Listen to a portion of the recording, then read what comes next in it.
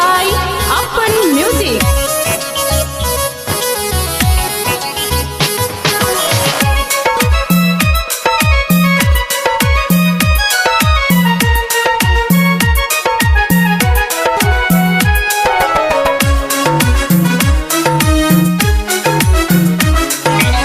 नया साल में नया लवर दो तीन गो और पटाएंगे, ठीक है।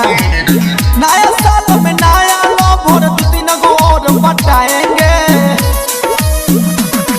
नेपाल से दारू लाएंगे, बिहार में पार्टी मनाएंगे, ठीक है।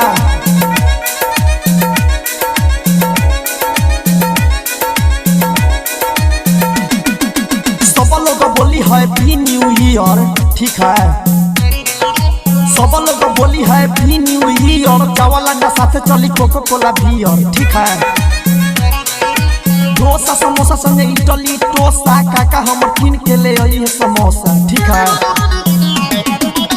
दोस्त यार दुश्मन सबको हम अपने गले लगाएंगे, ठीक है। दोस्त यार दुश्मन सबको हम अपने गले लगाएंगे,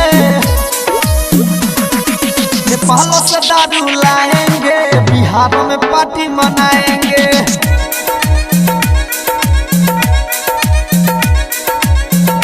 रिकॉर्डिंग बाय विक्की म्यूजिक पता है।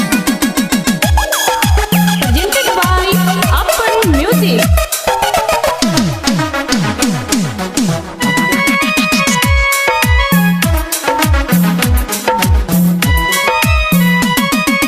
चली चाहे गोली या फिर चली चाहे बम हो, ठीक है। चली चाहे गोली या फिर चली चाहे बम हो, हमारा से मिले हम रही है सनम हो, ठीक है। दोसरा के मांग ले हम नया या पार्टी, जानो साथे हम घूमे जाई बराती, ठीक है। फोन करके सबको पता ही चौक पे हम बुलाएंगे, ठीक है। फोन करके सबको पता ही चौक पे हम बुलाएंगे,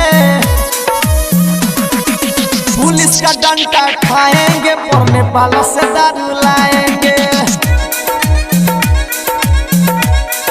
रिकॉर्डिंग बाय विक्की म्यूजिक पता है।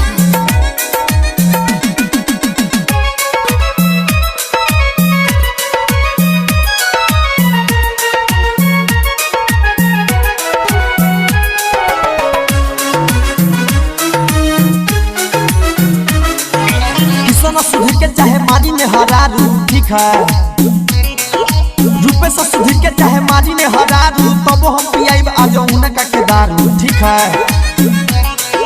मंटू मिठू साथे जब आये फरमान, सब लोग पियल जाई एक पैक जाम, ठीक है। रतनेश के गाना पर हम जम के कम रही लाएंगे, ठीक है।